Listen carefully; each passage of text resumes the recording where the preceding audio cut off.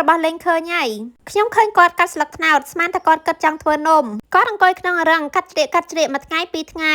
ហើយចង់ដុំយកមកទុកចោលលើតុខ្ញុំមើលទៅដូចជាមិនមែនសម្រាប់វេចនំទេគិតថាម៉ែប្រហែលជាចង់ធ្វើផ្លិតគិតខុសជាលើកទី2តើតែឃើញម៉ែដេទើបបានដឹងថាម៉ែគាត់ធ្វើមួគាត់ថាគាត់ចង់រំលឹកស្នាដៃឡើងវិញព្រោះក៏គាត់នៅក្មេងគាត់ថាគាត់ដេបានស្អាតណាស់ឆ្លៀតពេលមានស្លឹកត្នោតគៀកដៃហើយក៏គៀកថ្ងៃចូលឆ្នាំដែរម៉ែដេចាំពេលល្មមទុកតាំងពេលចូលឆ្នាំខ្មែរតែមើលតាម៉ែចង់ដេមួកនឹងឲ្យប្អូនស្រីខ្ញុំយកទៅតាំងនៅហាងកាហ្វេគាត់ថ្ងៃមុនទៅឃើញតែញមួកត្នោតនឹងមកមួយទេឥឡូវម៉ែដេឲ្យ2ទៀតម៉ែអត់មានដេឲ្យហ្វ្រីទេមួក2នឹងដេឡើង3 4ថ្ងៃទុកឲ្យខ្ញុំជាអ្នកចាត់ចែងរឿងតម្លៃឲ្យចោះមួកមួយ$5ដាច់ខាតប្អូនស្រីខ្ញុំត្រូវទៅទិញព្រោះជាទឹកចិត្តនឹងស្នាដៃម៉ែបើខ្ញុំសុំមួកគាត់យកទៅដេញថ្លៃគាត់មិនព្រមផងមួកទី1រួចហើយតែវាម៉ែថាទី2នឹងស្អាតជាងទី1ត្នេះឡើងបេះតបៃស្អុយលេងមួយសិនស្អុយពេញដើមថាបកាយផ្លែនោះបកាយប៉ុន្តែស្អុយស្ទើរតែទាំងអស់ហើយកុំចង់សារថាទុកផ្លែអញ្ចឹងបានញ៉ាំនោះច្រើនណាស់ម្ដងនឹងនៅបានមួយផ្លែពីរផ្លែអីហ្នឹងធំអត់តាន់ទេឲ្យតែប៉ុនកដៃចាប់ផ្ដើមស្អុយបដាហើយម៉ាមីសិតតែផ្លែបើសិនជាបានធំទាំងអស់វិញរាប់សិបគីឡូសំតែសបោតបែកញ៉ាំទៅជាអត់តបែកញ៉ាំទៅវិញប៉ាខ្ញុំខ្ជិលបេះញ៉ាំទៀតដាំតបែកឲ្យតែមានល្អមើលតែឥឡូវបដូរចិត្តហើយចង់បានផ្លែតបែកឲ្យច្រើនអត់ញ៉ាំទុកបេះលក់អញ្ចឹងមុនដំបូងគឺត្រូវដើរប្រឡេះផ្លែដែលស្អុយឲ្យអស់ពីដើមសិនផ្លែនេះខំដាក់ថងហើយនៅខូចទៀតម៉ែគាត់ឲ្យរត់ថងច្រកគ្រាន់បានផ្លែល្អខ្លះទុកបេះលក់ឥឡូវខ្ញុំទិញថងគេរួចហើយតែថងមិនទាន់មកដល់នេះចង់ទិញថងស្នោអញ្ចឹងយកមកដាក់តែថងនេះខ្ញុំច្នៃខ្លួនឯងទេទិញផ្លែឈើពីផ្សារមកក៏មានស្នោហើយក៏យកថងកាហ្វេយកមកខ្ចប់ទៅខ្ចប់បាន4ផ្លែខូចអស់1ផ្លែនៅសល់3ផ្លែឥឡូវនេះខ្ញុំបេះ2ផ្លែមើលផ្លែមួយនេះរីកឡើងតឹងថងដល់ចង់ចេញសង្ឃឹមថាទិញថងគេយកមកច្រកឲ្យបានល្អអញ្ចឹងទាំងអស់ចោព្រោះខ្ញុំខំបោះទុនទិញថងតែច្រកឲ្យអត់ល្អហ្នឹងខាត់ចុងខាត់ដើមបើមិនបានលក់ក៏ត្រូវតែបានញ៉ាំខ្លះដែរបេះភ្លាមញ៉ាំភ្លាមរសជាតិវិញញ៉ាំនឹងជក់មាត់ប៉ាត់ជាមិនសមណាទុកឲ្យខូចចោលសោះដោយសារតែបាយពីរពេលខ្ញុំហើយនឹងមិត្តភក្តិខ្ញុំត្រូវប្អូនស្រីខ្ញុំប្រើឲ្យធ្វើការកាត់លុយណាហើយញ៉ាំបាយគេត្រូវតែសងគេធ្វើម៉េចបើគាត់ហាមាត់ឲ្យជួយហើយខ្ញុំហើយនឹងមិត្តភក្តិខ្ញុំពីរនាក់នេះក៏ដូចគ្នាណាដែរបើថាបកាយមិនបកាយទេតែចូលចិត្តគូឆ្វាច់គូផាត់ទៅព្រោះអីមិនមែនជារបស់យើងផងតែថាពេលកំពុងតែធ្វើហ្នឹងតកែគាត់តាមមើលណាដល់តែអញ្ចឹងគួរតែប្រឹងតិចវិញកុំឲ្យតកែគាត់ថាយើងធ្វើឲ្យរួចតែពីដៃសំណាងហើយនៅចេះធ្វើការងារខ្លះដូរបាយកុំអីត្រូវជូតតុលាងចានបាត់ហើយបងស្រីខ្ញុំហ្នឹងក៏ខ្នះខ្នែងណាស់ដែរមិនបានជួយគូជួយផាត់ក៏បានជួយលុបជួយជូតធ្វើមិនតន់នឹងហើយផងគាត់សម្អាតបដាហើយដោយសារតែប្រើដីសកំតិចដីសចេះតែហុយមកហើយបងស្រីខ្ញុំគាត់ប្រញាប់ចង់ស្អាតអញ្ចឹងមានតែគូបណ្ដាជូតបណ្ដាក៏មិនធ្វើយូរដែរដោយសារគ្រាន់តែសរសេរអក្សរនិងគូពេញកាហ្វេមួយ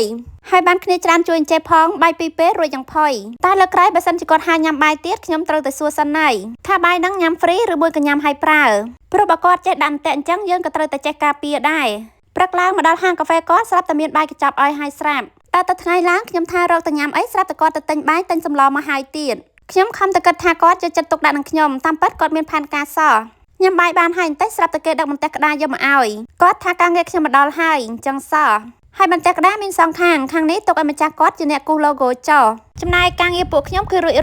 ខ្លួនរឿងថ្លៃបាយ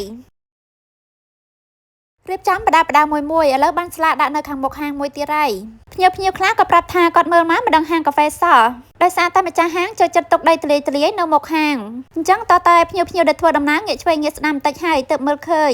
តែឥឡូវបានផ្លាកមួយនេះជំនួយគ្រាន់តែកលេចដឹងដាក់ទាំងអក្សរដាក់ទាំងរូបតែប៉ុណ្ណឹងភ្ញៀវលែងកំ plain ទៀតហើយជីពីចម្ងាយមកឃើញដឹងតែជាហាងកាហ្វេដាក់ផ្លាកហើយដាក់នាងបក់នាងបាយមួយទៀតឲ្យចាំហៅភ្ញៀវប៉ុណ្ណឹងហើយមិនអាចថាភ្ញៀវមើលមិនឃើញទៀតទេ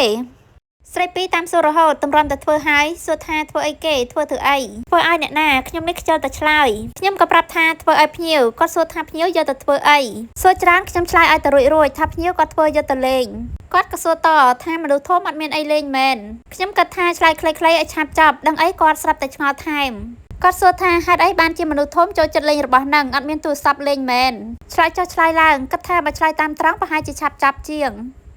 តើតែមានអ្នកដេញបានខ្ញុំកាត់មកពីម្ដាច់ចិត្តហ្នឹងណានឹកឃើញការបានពូយកមកដាំគឺបានមកតែមកកង់ចឹងឯងដាក់ដាំភ័យលួសព្រលឹងអស់ហើយខ្លាចតែមិនរស់ដល់ទៅពេលរស់ស្ទើចង់កាត់បន្តិចចង់ទុកបន្តិចចង់ទុកឲ្យវិញបន្តិចចាំបាយពុយឬក៏បាយពុយឲ្យបានច្រើនបន្តិចតាមប៉ាត់គ្នាមិនទាន់ដុសបានច្រើនផង តែមិត្តភក្តិខ្ញុំមកគាត់ឃើញគាត់ថាកាន់បែកទៅឥឡូវខ្ញុំកាន់បែកតាមគាត់ហើយគាត់បានតែបែកកង់ទេខ្ញុំចាំច្បាស់ណាស់កាលពីឆ្នាំមុនគ្រាន់តែគៀកថ្ងៃចូលឆ្នាំខ្មែរស្រាប់តែឈូកអបផ្កាលីងឆ្នាំនេះខ្ញុំចាំអត់មើលបាំងតែកន្លះខែទៀតទេគឺដល់ហើយផ្កាឈូកនៅមានធម្មតាចាំមើលដល់ថ្ងៃធ្វើបាបខ្ញុំទៀតទេកាលហ្នឹងខំរំពឹងថាបានផ្កាឈូកសែនទេវតាស្រាប់តែដល់ថ្ងៃត្រូវជិះម៉ូតូទៅទិញផ្កាគេអ្នកណាមិនស្ងាត់ចិត្តនៅលក់ផ្កាឈូកទាំងមូលស្រាប់តែឈូកធ្វើកលេសខេះឥឡូវមានអ្នកសួរនាំកក់ផ្កាឈូកបដាហើយតែខ្ញុំអត់ហ៊ានទទួលទេពីព្រោះអីឈូកខ្ញុំគៀកចូលឆ្នាំដាក់ច្បាប់សម្រាប់ដែរអត់ចាញ់ផ្កា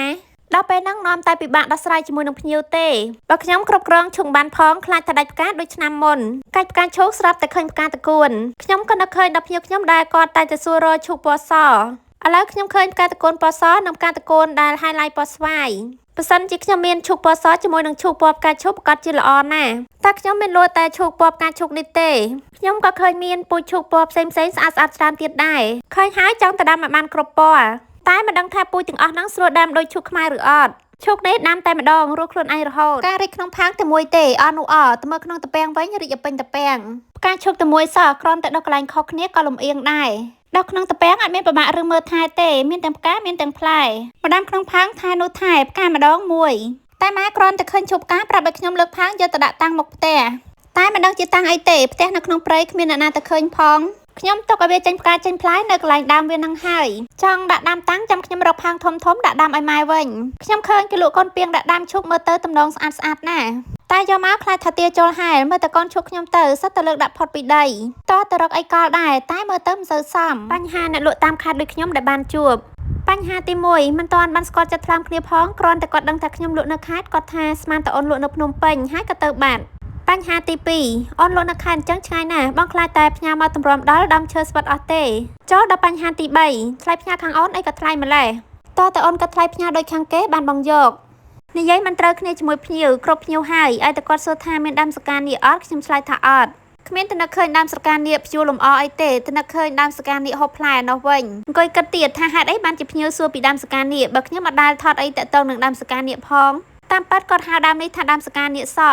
តើភ្ញៀវបញ្ជាក់ណាទៅបានភ្ញាក់ព្រឺតចុះភ្ញៀវសួររដល់ខ្ញុំឆ្លើយថាអត់ហ្នឹងគឺអញ្ចឹងទេអីបើខ្ញុំហៅថាពុកមាត់អីសីលើកក្រោយលែងហើយឈ្មោះហៅខុសគ្នាអញ្ចឹងសូមរូបពីភ្ញៀវមកវិញខ្ញុំលែងទុកចិត្តឈ្មោះរុក្ខជាតិទៀតហើយព្រោះអីហៅខុសគ្នាយ៉ាងហ្នឹងហើយថ្ងៃនេះមកដកដើមដែលរៀងវែងយកទៅដាក់ព្យួរព្រោះបើទុកយូរជាងហ្នឹងអាចនឹងដុះចំពាក់ចំពិនគ្នាដល់មិនរួចដើមវាស្រួយតិចហើយតែងាយដាំណាស់ឃើញខ្ញុំបំបាយដាំពេញហ្នឹងអញ្ចឹងតាមពិតទៅបើចាំបានពូជដែលខ្ញុំយកមកប្រវែងត្រឹមតែមួយចង្អុលដៃទេ